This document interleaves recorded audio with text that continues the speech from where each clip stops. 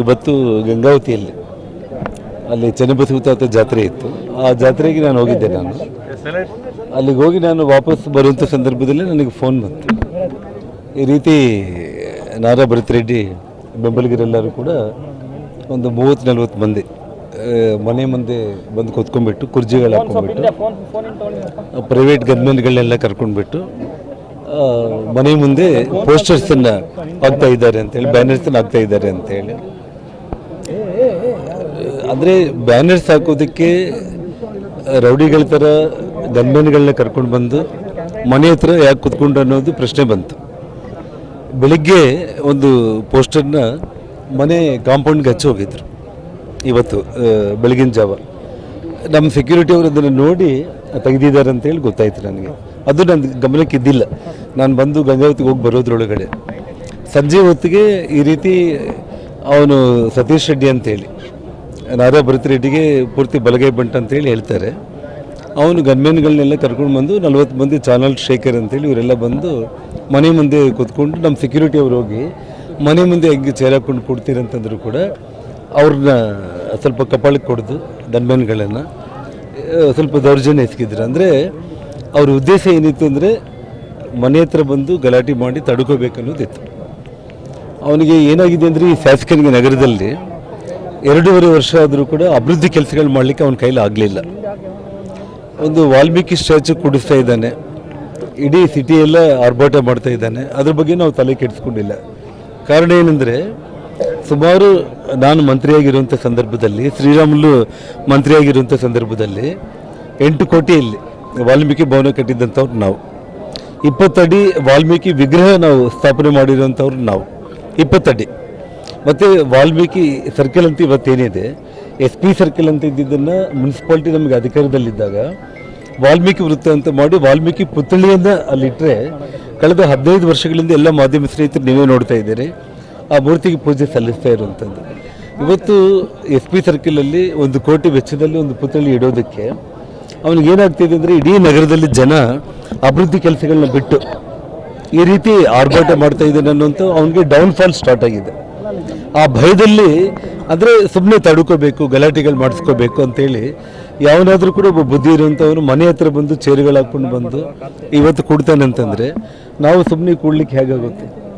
ಪೊಲೀಸರಿಗೆ ನಮ್ಮವ್ರು ಇಂಟಿಮೇಷನ್ ಮಾಡಿದರೆ ಪೊಲೀಸರು ಬಂದರೂ ಕೂಡ DSP ಬಂದಿದ್ರು ಪಾಪ, ಪೊಲೀಸರು ಎಲ್ಲರೂ ಕರ್ಕೊಂಡು.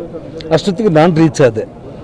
ಶ್ರೀರಾಮುಲು ಅವ್ರು ಹೋಗ್ಬಿಟ್ಟು ಈ ರೀತಿ ಮನೆ ಹತ್ರ ಬಂದು ಗಲಾಟೆ ಮಾಡೋದು ಸರಿಯಿಲ್ಲ, ನೀನು ಕುಡ್ದಿದ್ದೀನಿ, ನೀನು ಡ್ರಿಂಕ್ಸ್ ಎಲ್ಲ ತೊಗೊಂಡಿದ್ದೀನಿ, ನೀನು ಇದು ಪದ್ಧತಿ ಅಲ್ಲ, ಈ ರೀತಿ ಬಂದು ರೌಡಿದು ಮಾಡಿದ್ದು, ಫಸ್ಟ್ ಇಲ್ಲಿಂದ ನೀವು ಖಾಲಿ ಮಾಡಿ ಹೋಗ್ರಪ್ಪ ಅಂತೇಳಿ ಭಾಳ ಗೌರವದಿಂದ ಶ್ರೀರಾಮುಲು ಅವನಿಗೆ ಹೇಳಿದ್ದಾನೆ. ಹೇಳಿದರೂ ಕೂಡ ಅವನು ಕೇಳಿಲ್ಲ.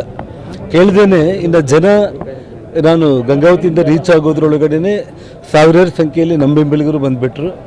ಪೊಲೀಸರು ಕೂಡ ಕೈ ಮೀರುವಂಥ ಒಂದು ಪರಿಸ್ಥಿತಿ ಬಂತು. ಕೊನೆಗೆ ಅವನು ಕಲ್ಲುಗಳು ತಗೊಂಡು ಆದರೆ ಎಲ್ಲ ರೆಡಿಯಾಗಿ ಬಂದಿದ್ದಾರೆ ಅವರು. ಆ ಕಡೆ ಅವರೊಂದು 100-200 ಮಂದಿನ ಕರೆಸ್ಕೊಂಡ್ಬಿಟ್ಟು ಮನೆ ಮೇಲೆ ಈ ಕಡೆ ಎಲ್ಲ ಕೂಡ ಕಲ್ಲು ತೂರಾಟ ಮಾಡಿದರು. ನಮ್ಮ ಹುಡುಗರಿಗೆ ಸುಮಾರು 2-3 ಹೊಡೆತ ಬಿದ್ದಿದೆ.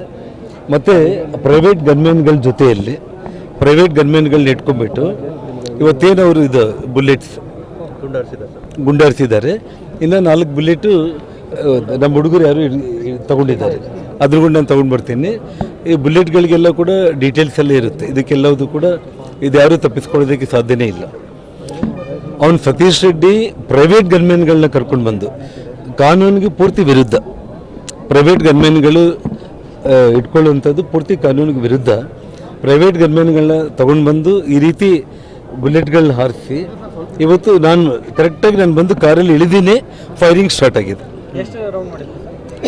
ಭಾಳ ರೌಂಡ್ಗಳು. ನಮ್ಮವರು ಮೋಸ್ಟ್ಲಿ ವಿಡಿಯೋ ಕೂಡ ಮಾಡಿರ್ಬೇಕಂತ ಅಂದ್ಕೊಳ್ತೀನಿ. ವಿಡಿಯೋ ಮಾಡಿದರೆ ದಯಮಾಡಿ ನಮ್ಮವರು ಯಾರು ವಿಡಿಯೋ ಮಾಡಿದ್ದಾರೆ ಅದನ್ನು ಮೀಡಿಯಾದವ್ರು ಕೊಟ್ಬಿಟ್ಟು ನೀವು ಫೈರಿಂಗ್ ಮಾಡಿದ್ದನ್ನು ಸ್ಟ್ರೈಟ್ ಅವೇ ನಾನು ಕರೆಕ್ಟಾಗಿ ಕಾರ್ ಇಳಿದಿದ್ದೀನಿ. ಒಬ್ಬನ ಕೂಗ್ತಾ ಇದ್ದ, ಜನಾರ್ದನ್ ರೆಡ್ಡಿ ಬಂದ ಅಂತೇಳಿ.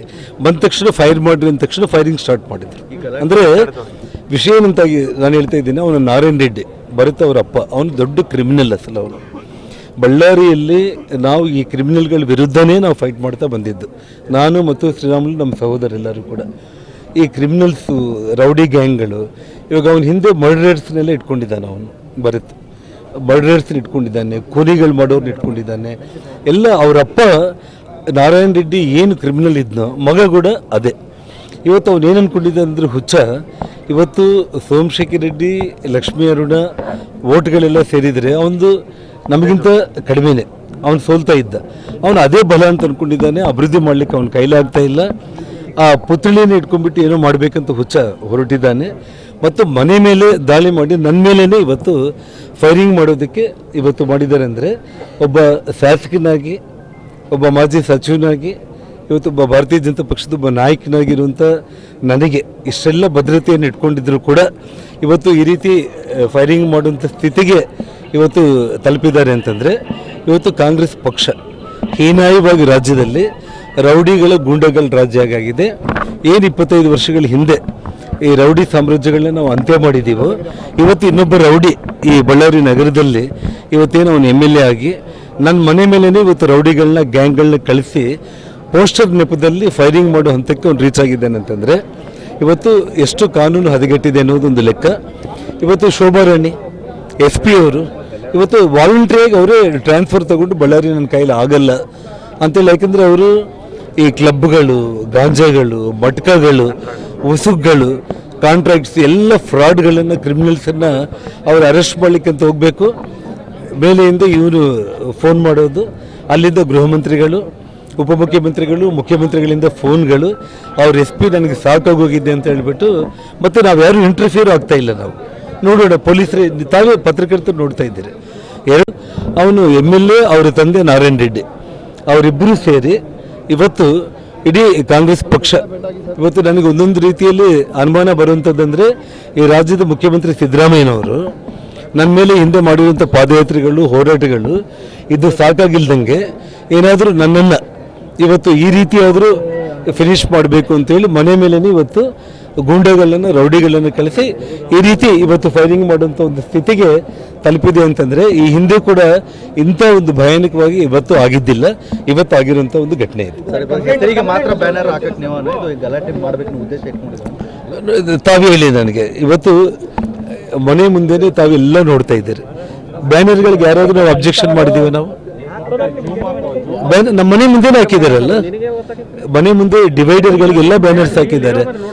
ಮನೆ ಕಾಂಪೌಂಡಿಗೆ ಬಂದು ಬ್ಯಾನರ್ ಹಾಕಿ ತಡುಕೊಂಡು ಗಲಾಟೆ ಮಾಡಬೇಕು ಅನ್ನೋಂಥ ದುರುದ್ದೇಶದಲ್ಲೇ ರೌಡಿ ಗುಂಡಗಳನ್ನ ಕರ್ಕೊಂಡು ಬಂದು ಇಲ್ಲಿ ಸೆಕ್ಯೂರಿಟಿನ ಹೆದರಿಸಿ ಬಡಿದು ಇವತ್ತು ಫೈರಿಂಗ್ ಮಾಡೋ ಹಂತಕ್ಕೆ ತಲುಪಿದ್ದಾರೆ ಅಂತಂದರೆ ಇವತ್ತು ನಾನು ಹೇಳ್ತಾ ಇದ್ದೀನಿ, ಬಿಹಾರಲ್ಲಿ ಲಾಲು ಅಂತ ಕುಟುಂಬವನ್ನು BJP ಯಾವ ರೀತಿ ಅಂತ್ಯ ಮಾಡ್ತೋ, ಬಳ್ಳಾರಿಯಲ್ಲಿ ಒಂದು ಕಾಲದಲ್ಲಿ ಈ ನಾರಾಯಣ ರೆಡ್ಡಿ ಮತ್ತು ಈ ಒಂದು ಮುಂಡೂರು ಕುಟುಂಬ ಅಂತೇಳಿ ಈ ಗ್ಯಾಂಗ್ಗಳೆಲ್ಲ ಕೂಡ ಬರೀ ಕ್ರಿಮಿನಲ್ಸ್ ಕೆಲಸ ಮಾಡ್ತಾಯಿದ್ರು. ಅವುಗಳನ್ನ ರಾಜಕೀಯವಾಗಿ ನಾವು ಹೋರಾಟ ಮಾಡಿದ್ದೀವಿ. ನಾವು ಯಾವತ್ತೂ ಇಂಥ ಕೆಲಸಕ್ಕೆ ನಾವು ಹೋಗಿಲ್ಲ. ನಾನು, ಶ್ರೀರಾಮುಲು, ನಮ್ಮ ಸಹೋದರರಾಗಿರ್ಬೋದು, ನಮ್ಮ ಕಾರ್ಯಕರ್ತರಾಗಿರ್ಬೋದು.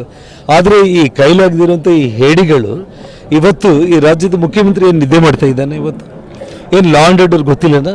ನನ್ನ ಮನೆ ಮುಂದೆ ಬಂದು 1 ಗಂಟೆಗಳ ಕಾಲ ಚೇರ್ಸ್ ಹಾಕ್ಕೊಂಡು ಅವ್ರು ಕುತ್ಕೊಂಡು ನಾನು ಬರೋವರೆಗೂ ವೆಯ್ಟ್ ಮಾಡ್ತಾ ಇದ್ದಾರೆ. ಅಂದರೆ ಮೋಸ್ಟ್ಲಿ ಇವರಿಗೆ ಯಾವ ಪೊಲೀಸ್ ಇಂಟೆಲಿಜೆನ್ಸ್ ಮೂಲಕ ನನ್ನ ಪ್ರಯಾಣ ಗೊತ್ತಾಗಿರಬೇಕು. ನಾನು ಬಂದ ಮೇಲೇ ಇವತ್ತು ಫೈರಿಂಗ್ ಯಾಕೆ ಮಾಡಬೇಕು? ಇನ್ನು ಬೇರೆ ಅರ್ಥ ಏನಿದೆ ಹೇಳಿ ನಿಮಗೆ? ಅಂದರೆ ಯಾವುದೇ ಒಂದು ರೀತಿಯಲ್ಲಿ ಜನಾರ್ದನ್ ರೆಡ್ಡಿಯನ್ನು ಅಂತ್ಯ ಮಾಡಬೇಕು.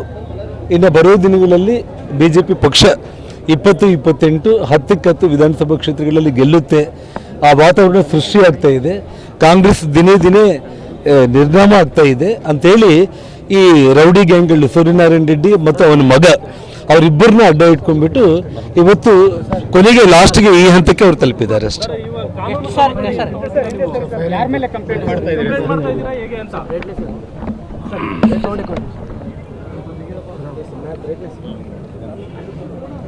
ಅಲ್ಲಮ್ಮ, ವಿಡಿಯೋನ ಫೋಟೋನ ಇದೆ? ವಿಡಿಯೋ ಆನ್ ಮಾಡಿ. ಇಲ್ಲ, ವಿಡಿಯೋ ಇದೆ, ತೋರಿಸ್ತೀನಿ ಫೈರಿಂಗ್ ಮಾಡಿದ್ದು.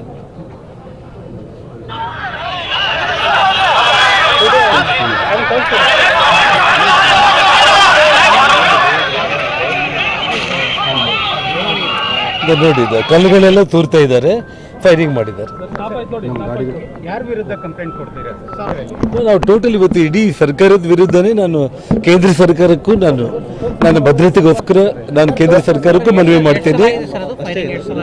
ಈ ರಾಜ್ಯದ DGಗೂ ನೇರವಾಗಿ ಹೋಗಿ ನಾನೇ ಕಂಪ್ಲೇಂಟ್ ಕೊಡ್ತೇನೆ. ಎಷ್ಟು ಸಲ ಆಗಿದೆ ಅಲ್ಲ, ಫೈರಿಂಗ್ 4 ಬಾರಿ ಫೈಲ್ ಮಾಡಿರೋದು, 4 ಬಾರಿ ಫೈಲ್ ಮಾಡಿರೋದು ಸ್ಟ್ರೈಟ್ ಅವೇ. ಇದು ನನ್ನ ಕೈಗೆ ಸಿಕ್ಕಿರುವಂಥ ಗುಂಡಿದ್ದು.